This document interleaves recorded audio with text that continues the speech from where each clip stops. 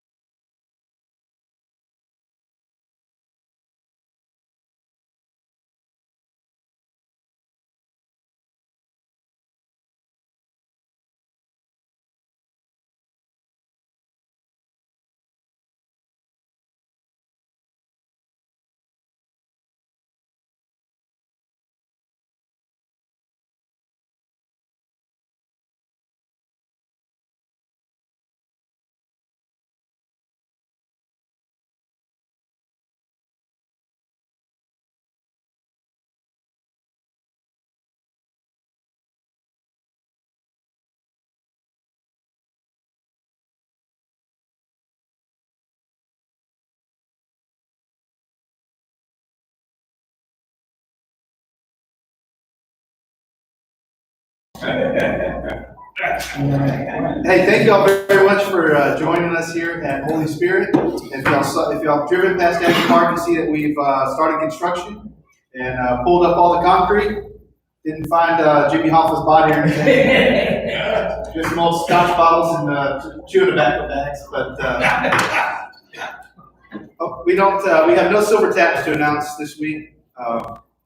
And so next would be members and new guests. Are there any new guests this week? See, old guests.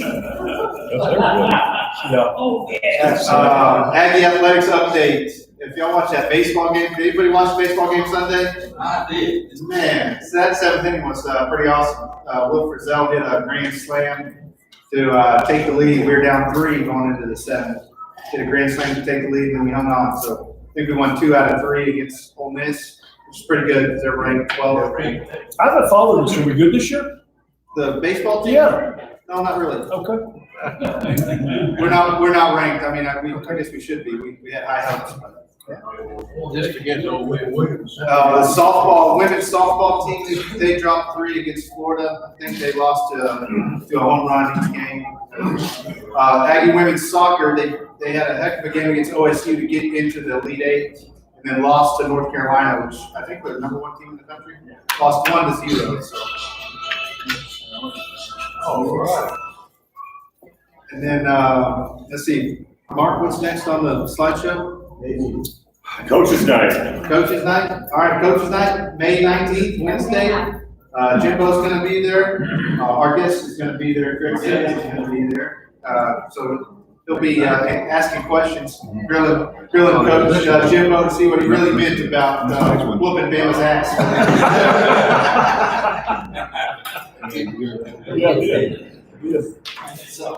So that ought to be make for a pretty good football game coming up. Saving fire right back at him and said, beat us at what? But let's see. After Coach's night, we've got any more events coming up at the club other than Young Aggies.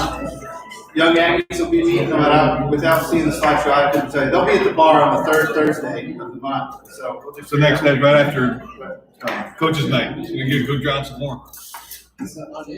So anyway, with that, I'll call Reagan up to. Oh wait, John, you need to come up. I started these announcements. Get on down. Push him up. Will everyone join us for a pledge? Not to pray in the church. I figured everyone got enough prayers in before at confession for that. So. Before we pray, we'll tell you all a story. I down in New Orleans, man, been airport down there. Quite a background of that. Little problem. None of them dog in there were the most beautiful dog you never saw before again in your lifetime. And they tell you, you look at that dog, take a sip of that top, on top, till he take too much. And he strolled over there with a man and he said, that's a beautiful dog you got there, my friend. He's, man, that looks right good like he ate that. He go get him another bottle of bubble foam top and he drank that and he went back away and said, that's a beautiful dog you got there, man. I guarantee it, man, looks right good like he ate that. He gave him another bottle of bubble foam top. He go back over and he see that man again and he said, that's a beautiful dog. What kind of dog that is? Man couldn't understand it some more. He'd say half Cajun and half damn food. He said, woo boy, what you thought about that? He killed both of us. Pray with me, please. Loving Heavenly Father, we give thanks today for all the blessings you've given us. We pray a special blessing on this church that is generous to share its facilities with us, that we can get our back. Father, in your name we pray. Amen. Flags. We don't have any flags. I think there's one in the gym on the other side of the wall. North. Okay, I pledge allegiance to the flag of the United States of America and to the republic for which it stands, one nation, under God, indivisible, with liberty and justice for all.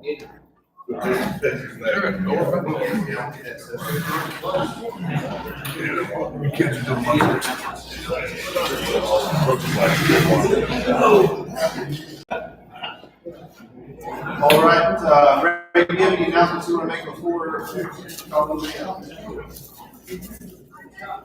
Okay, next week, we have Mindy Miller, the K9s for Warriors coming. The week after that, we have the Dean from the A&M Law School. And then after that, we have General Moore coming on, let's see, what is that, on June the 7th. And then on June the 14th, we have Dr. Gibbs with the Texas A&M Public Health Center. So we've got some good ones coming up. I'm really excited about our speaker today, but I'm not going to introduce him. Jim Whitaker, guys, the other thing, if you'll need the restroom, right outside the hall, here's the restroom. Be mindful because there's a school going on, so try to get over there and get back with as little, no interruption as possible. And if any additional things that y'all can give us to help facilitate this change for the next few months, we'd appreciate it.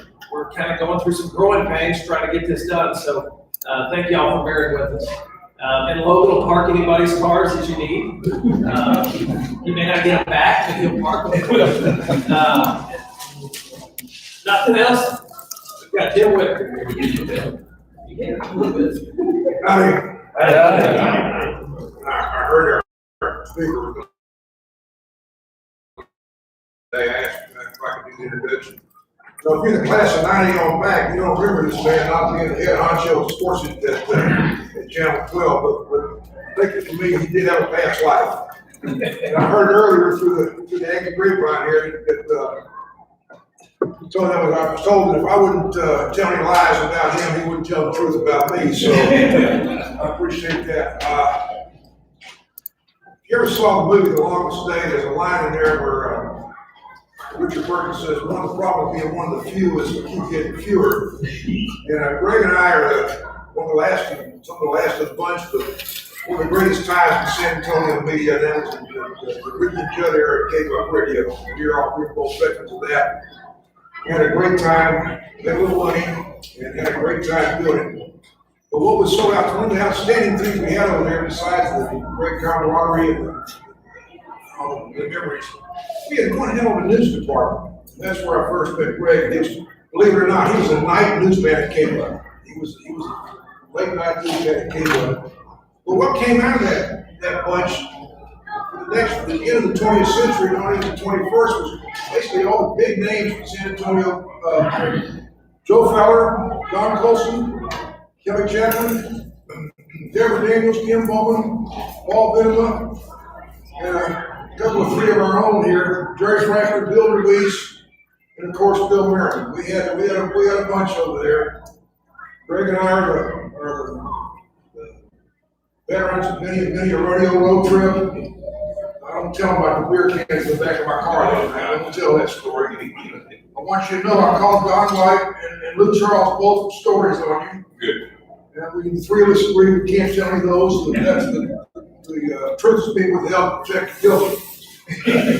Well, with that in mind, I'd like to introduce my good friend, longtime compadre, and the pride of Thomas Jefferson High School, Greg Simmons.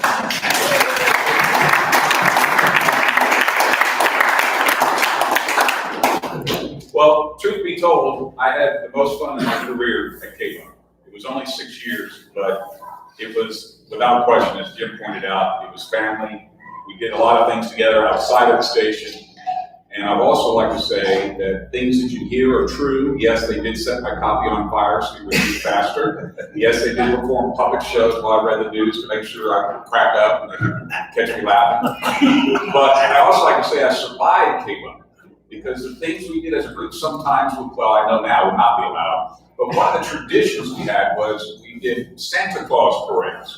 And we picked the smallest towns because we knew they would appreciate it more than anybody else. Poteet, Floresville, Charlotte, Pleasanton, you name it.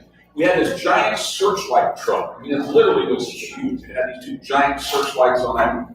We had these news cars and sales cars. They all had lights on them too. And so on our our weekend trek, we'd pick a city or town, and we would go do the parade on a Friday and a Saturday, and everybody would come out and we'd have a good time.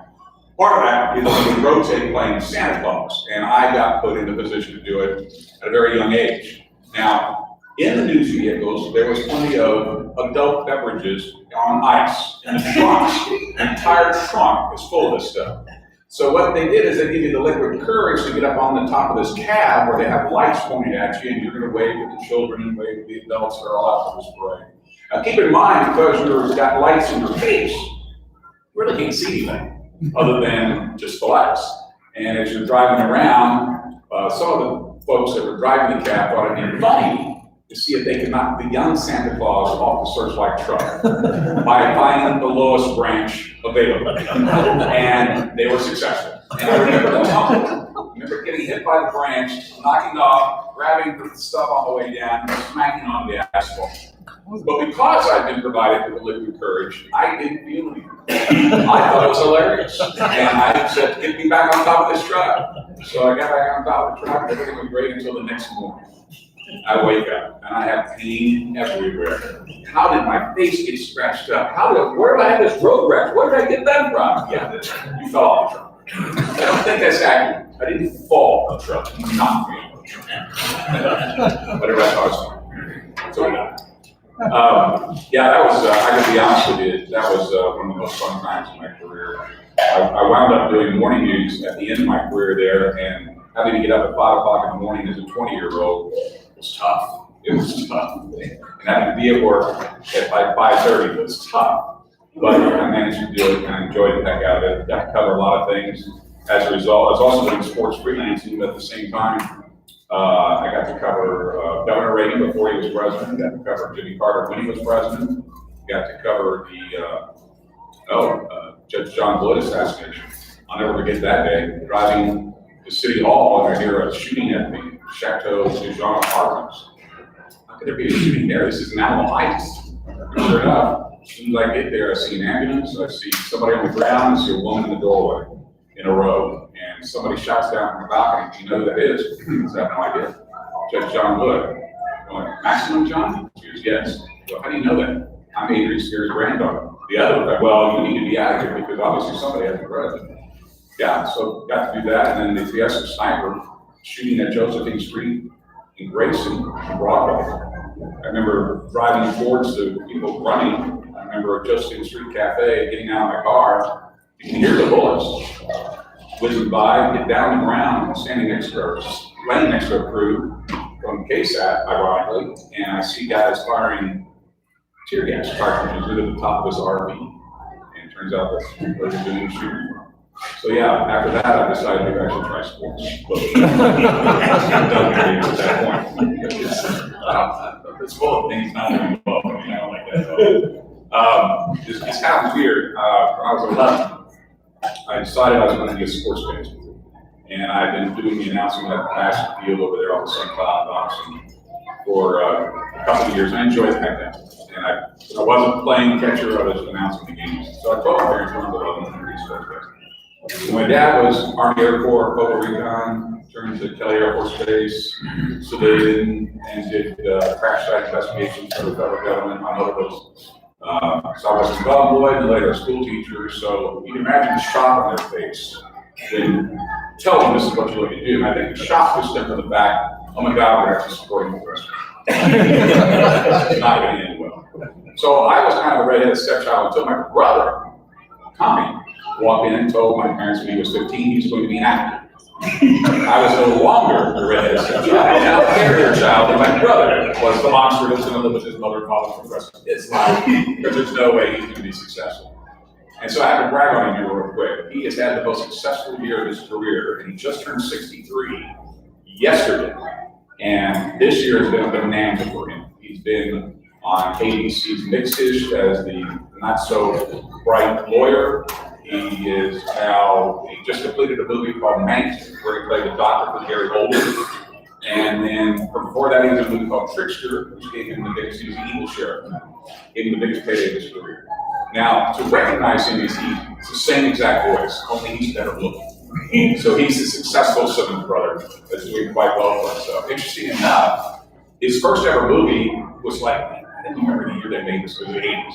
It's called Commando with Arnold Schwarzenegger. And he plays Kirby. If you ever want to look it up, it's Tom Simmons, Kirby's driver.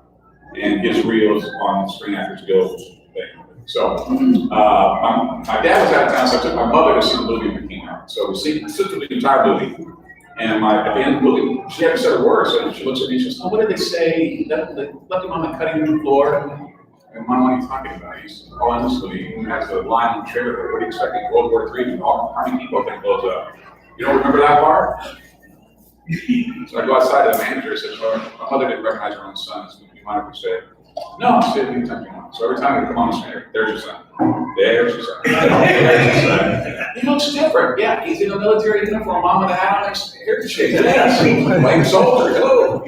So if you ever want to look up his reels, it's kind of funny. He's in a bunch of different things, but one of the things he did, he's in a sitcom called Back in the Game with James Conn here on ABC. Before that, he was in Las Vegas when Conn was on that show. And I would always tell him, I said, "You're working with Sonny. This is huge. Is he a nice guy?" "Yeah, he's real nice. He's probably very kind. He appreciates the professionalism and the whole bit." I said, "This is awesome. You're working with Sonny." So I tell this story at work now. Remember, work has changed. People like me are dinosaurs. They don't hire me anymore. They hire 22-year-olds, that sort of thing. So when I tell the story, they get the Cocker Spaniel look like, "What?" And then I go like, "Oh, okay, James Conn, the dad in Elf." "Oh, that guy, yeah. Generation gap. So if you ever get a chance to look him up, I'm very proud of him. He does a great job. I just still remember that day when he told me he wanted to be an actor. My parents actually agreed for it. Yeah, we're done. Interesting enough how I got my job, because I was at K-Buck, and I was not looking for a job. I went to go visit my friend Joe. He and I did missions meetings together. And Joe, interesting enough, was just started at KSAT. I think he was there for like 3 or 4 months. And so I show up and I just was visiting him. And the instructor walks out and goes, "What are you doing here?" "I'm sorry, I was just visiting my friend Joe." "What do you do?" "I do sports and news on the radio." "It's no big deal." He goes, "Well, I got quit a week ago. I moved to Los Angeles. Nobody wants to work Thanksgiving. You're it. You start Saturday, go to Sunday." I start Saturday doing what? Sports on KSAT. Weekend. It's yours. So I'm thinking in my brain, we're just going to work on Saturday and Sunday, and I'm going to work at K-Buck Monday through Friday. So I have to take the car back. Some excitement and some terror, since I don't know how to do sports on television. And so when I get back to the station, I see all the stuff on the front lawn, and it's just boxes and papers. And as I get closer to the front door, I realize it's my stuff. It's my boxes, my tapes, my papers. And I walk in, and the young lady that was the receptionist goes, "Oh, you gotta go see Mr. Banks." "Why? Oh, he's manager. You went behind his back and got a job." I go, "No, I didn't. I just wanted to visit a friend." So I go in there, and they had a nickname for him at the time called Frugal Means. That was Ricky and Judd's nickname for Harold. And I go into his office, and he was coming unglued. "How dare you?" I go, No. They just want me for the weekends. I'm still working here Monday through Friday. No problem. I'm just going to go in there and work weekends. No, they want you for the whole stupid time. They want you full time. I can still do both. That's at night. I can do the morning thing. Now you burn yourself out. I'm not going to let you. So I think he pays this anymore. Really? Pay me what? He goes, "They want you for a 3-year contract, $15,000, $17,000, and $21,000 a year." I thought I was rich. This is awesome. I can afford an apartment. This is awesome. I was making $12,500 at the time, which, by the way, was not bad pay back then. So I snatched that up right away and ran over there, and then I've been there for 40 stupid years now. I thought I was one and done. I thought I'd be there 3 years, gone. Next thing I turn around, everybody's younger than me. I'm the old guy in on the building. I'll never forget, I was in the press box at the Texas OU game in the Cockpit. And there was 2 young kids sitting next to me over here, and a very young and attractive woman over here. And I suddenly realized as I looked down the road, both sides, I'm the oldest guy. Great. When did that happen? I used to be the youngest.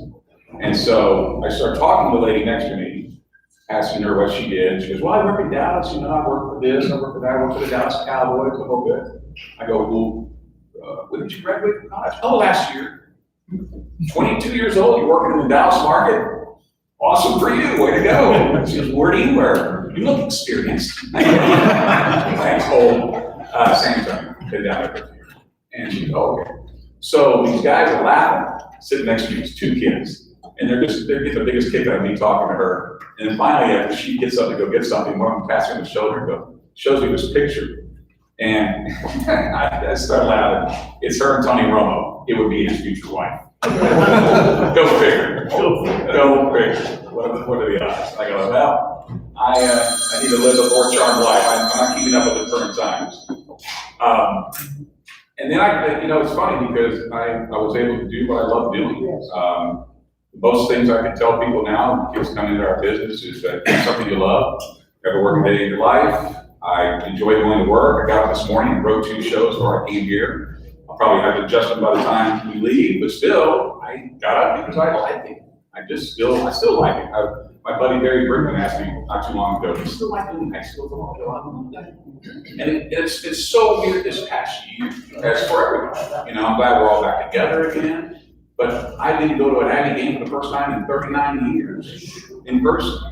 I didn't go to a Cowboys training camp for the first time in 39 years. I mean, I haven't been out of the office except for very few times. In fact, this is the first speaking engagement I've done since March of 2020. The first game I did for high school was out of the city, because remember, the 5A and 6A didn't start. I did like Wimberley as the first game. I did Marion. We drove to Comfort and did a game up there. Bizarre. The adjustments that you had to make. And my only Spurs live shot this year, the only one, was the night the crowd fans back in Indiana that capped at 32 months. And I figured, well, for this moment, I should go be live. But they made me live from way at the top of the fan zone. And I was not happy because you can't see anything, So why are we here? So I did that one time just for the novelty. I haven't been back. Hopefully, I'm hoping, praying that we're all back to normal in the fall. I get to go to an Aggie game. By the way, that press box is died for now, because the old press box wasn't enough room for TV reporters. You had to stand on the sidelines. Most of the times that would be great, no problem. But as you get a little older, you become a little more susceptible to the heat. And in September, it is brutal. And I'll never forget the game against Alabama. Yeah, it's Alabama. We're playing Alabama at home. There was a guy standing in a coat and tie like me, idiots. And he looks at me and goes like, well, I'm not the dumbest person here, maybe the second dumbest. I go, yeah. I said, there's a room right down here that we can go in. It's called the photographer's room. It's an actual meeting room for A&M and the kids are here. But it's a guy. So when you get hot, let's just go in there. It turns out he was the AD for Alabama. So that's all right. I got to tell you, it's 40 years at one place is odd in our business. 40 years at one place in the city you grew up in is odd, very odd. Most of my friends that grew up here are working in other markets. Kathy Barr, for example, in Los Angeles, been there for 15 years. So I'm very fortunate I get to do what I love in the city I grew up in.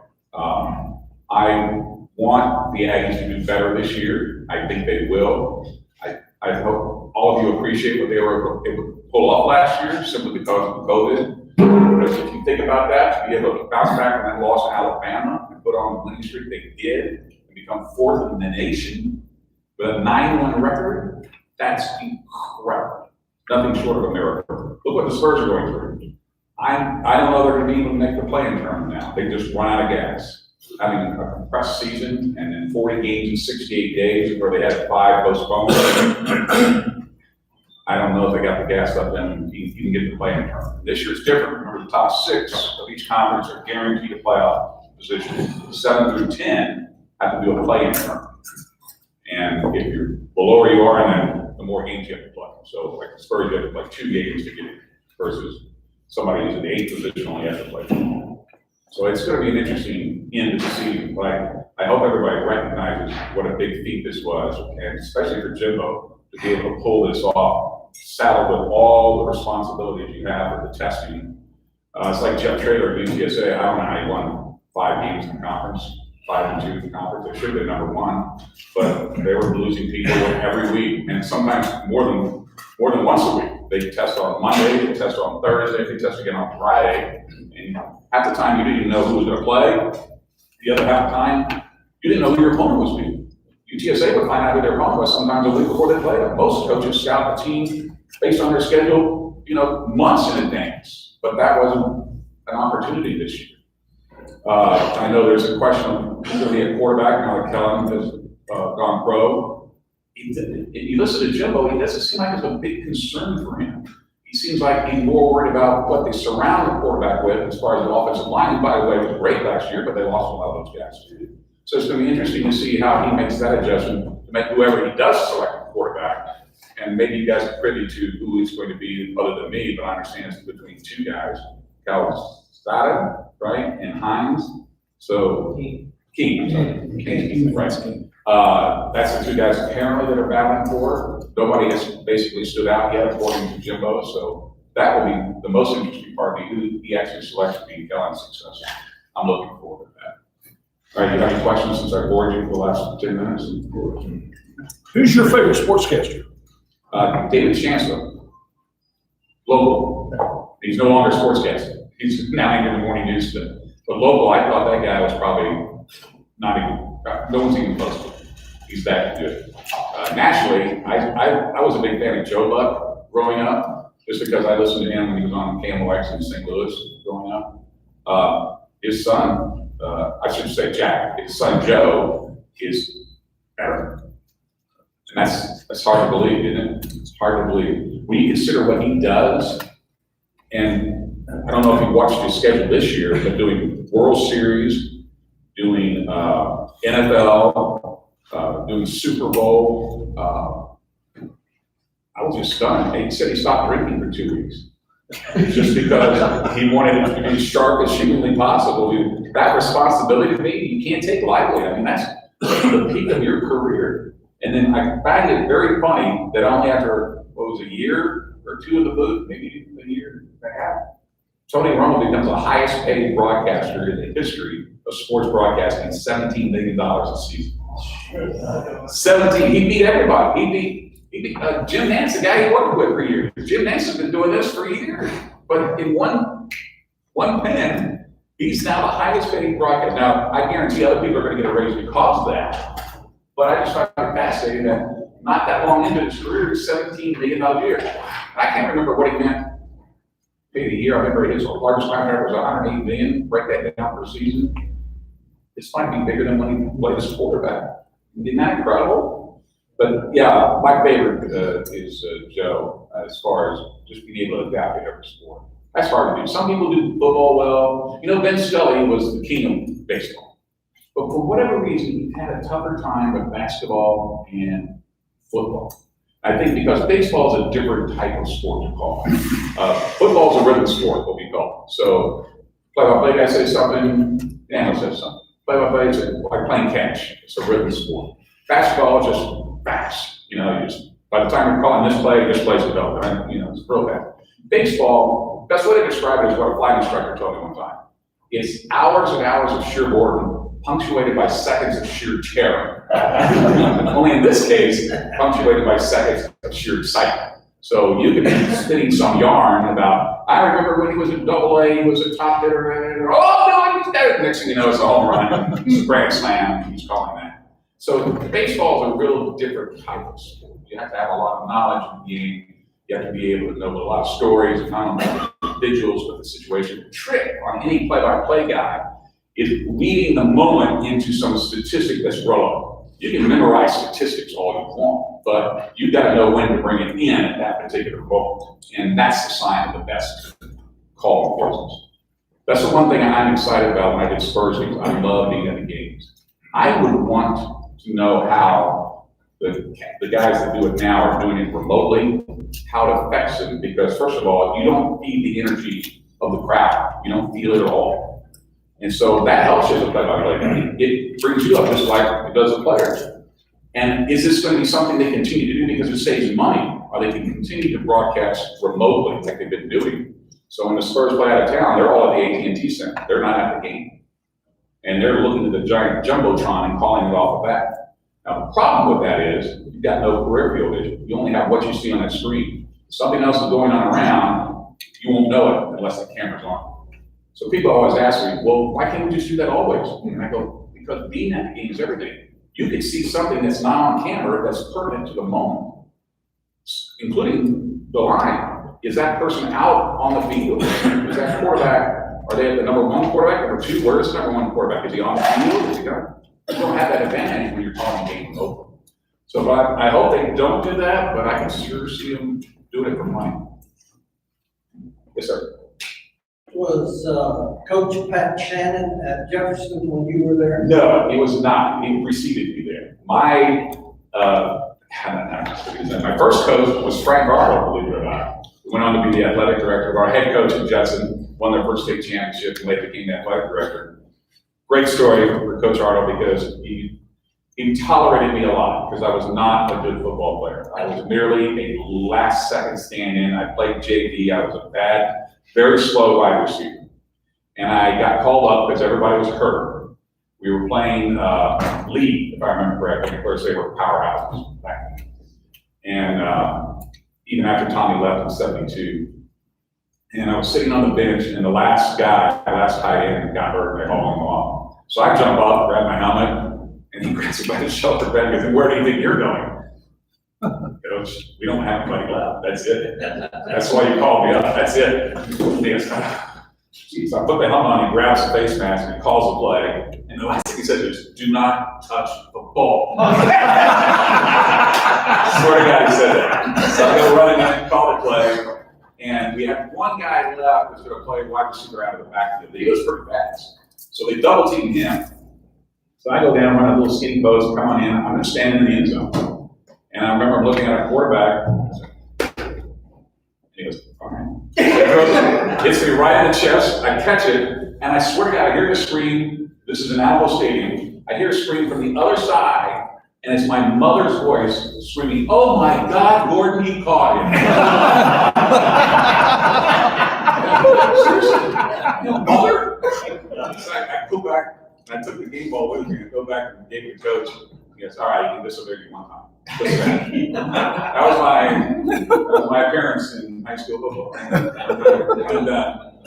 I had a blast that day, and I did talk to my mother after the game. "Mom, your voice carries." I missed out on it. I wish I had. Yes, sir. What's your prediction for ranking this year? Well, you're going to be in the top 5. What was the question? What's going to be the ranking? I'm assuming with Aggie football. Mm-hmm. Yeah, I think they did better this year. I know that's a pretty outlandish statement to make, considering they lost their starting quarterback, but I think they're going to do better. A lot of the advantages, they have some of the best teams at home. Alabama's at home this year. I like that. So no, this is the toughest league you can play. I get other people here that like other teams, I don't think so, but the SEC is by far the toughest. There's nobody close to it. Not even close. So I would say I would not be surprised if the Aggies are playing for the SEC championship game, and I will not be surprised to see them ranked better than number 4 this year. Preseason would be interesting to see how they come out, but most everybody has them pretty high in the preseason poll so far. So I'm pretty happy. Jimbo Fisher's a very good coach. He recruits extremely well. So all these people that have maybe some problems, refilling positions, I don't think that's going to be any problem right now. I think we'll be able to do it. I mean, you think about 4 Longhorns are starting over again. Again.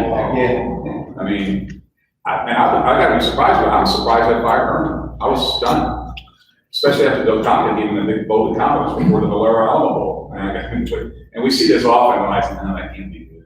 Coming out in favor of the guy, and I can't be sure enough, boom, gone. See, told you. So we'll see. I hope so. I think Aggies have the most momentum going right now. The big train to stop us, obviously down. That's the big train. You can beat them. I'll never forget when Johnny Manziel was playing, when we first started calling his name, is Kerrville title. And I called him Manziel, because if you look at the name, it looks like Manziel. And a German name, generally speaking, when you pronounce it, the second vowel is usually, the two vowels together, the second vowel is usually longer, generally speaking. So that's why I thought it was Manziel. So his mother calls me one day. Hey, we really appreciate your coverage with Johnny and all with the girl. But can you do me a favor? Can you call him by his last name correctly? What is it? It's Manziel.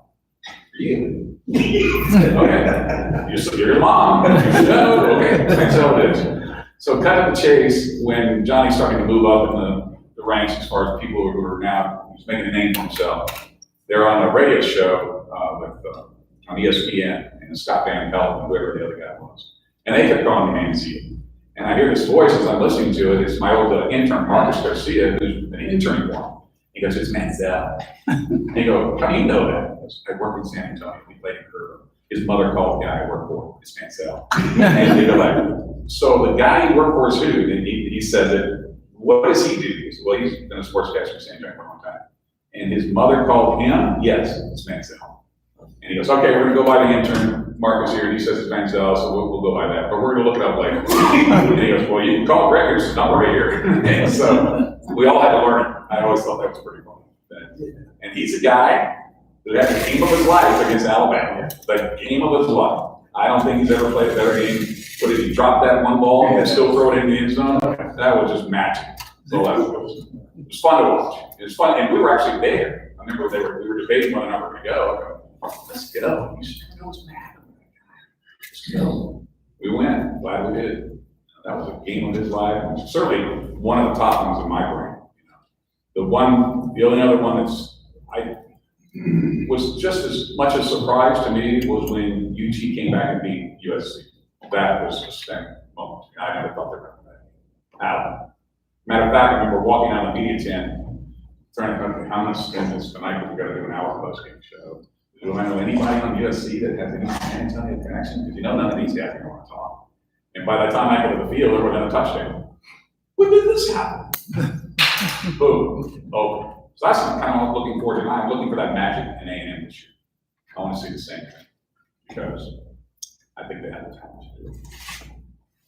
Yes, sir. How long is Popovich going to continue to coach? Our prediction is he's going to retire after the summer. After he coaches with the Olympics. What's your question, sir? How long is Pop going to keep coaching? And I said, probably at the end of the Olympics. That's my guess. He may do one more year, but I don't think LeVar's coming back. I don't think Patty's coming back.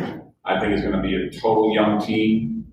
I assume he has the patience to do that. And the one variable that I don't take into account, but I should, is probably the loss of his wife, and might be the biggest distraction he needs is to continue coaching. I don't know. He still likes it, I know that, but I just don't know the grind of doing, especially having to go through a season like this one they had to go through, where it's every other day. That's just got to be mind-boggling, you know. And he's just coaching. Can you imagine being a player and having to play through that? They're playing, what I say, 40 games in 68 days. It's literally a game every other night. And this week, our final five, against the Bucks, the Nets, the Knicks, who actually are good, and back-to-back against Phoenix. Oh, they're only playing Utah with #1 position in the entire NBA. So yeah, this is going to be a tough finish. They're going to be lucky to get in the play-in tournament. Yes, sir. Is there any estimate how much loss, audience loss, special teams have because of their political views? Well, they're lost. I mean, I can tell you that. I don't know how much of that's to do with politics, but not winning doesn't help them either. But certainly the NBA ratings are down. No question about it. Down. If you look at a rating, a local rating, where the Spurs used to do 9 or 10 rating points, some 20-something share, no, they're lucky to do 3 rating points right now. They're lucky. It used to be, like tonight, Channel 5 has the team on before their 10 o'clock show. That used to be a problem for us. If they're gonna, especially on Monday, where it's not their busiest, best night, So they back it up to 10 o'clock, and this game is good. They will go in there with a high rating. If they hold that rating, they could easily beat us. They don't have that advantage because the ratings are just not that high. Part of that is you could attribute to that. The other part you could attribute to just they're not playing well right now. And the other part, we don't really have any big stars on the team like we used to. There's no Tim Duncan. Manu Ginobili was the most popular player, probably aside from my son, Jordan Gerber, that I've ever seen on the court, especially in this town. So, yeah, they're going to miss that. Yes, sir. Mantel's about the future, right?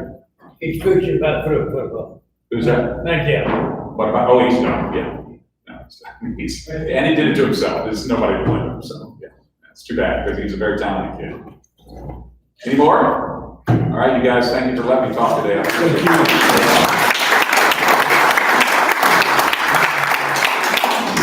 Real quick, I'm gonna toot your own horn, Greg. When, the last few years when we were doing coaches night, in the first year that I chaired it, I didn't know that we could have media there. I don't know what station showed up, but then the next year I go, man, I gotta find somebody else.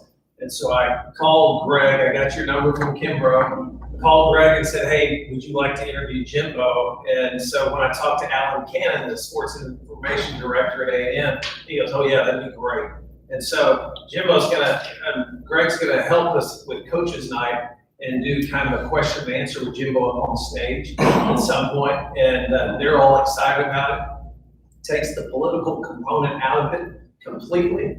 And they're really excited, and Greg will do a great job. I don't know of anybody that talks as fast as Jimbo, but you should hear these two in a conversation. It's funny you should say that, because Meyer Arthur believes Jimbo Fisher talks faster than me, and I disagree. I'll make it my best shot. And so anyway, we're having this new venue today. Greg is who I wanted to get here to get a good crowd. So thank all y'all for coming. Greg, thank you very much. Here's some spices from Boulder. Yes, I know exactly this Maggie yes, Brown yes. operated. We really appreciate your time today. Thank you very much. And thank you, Joe. See everybody next week. You know, we're trying to park out this lot if you can. And we've got Mindy Miller.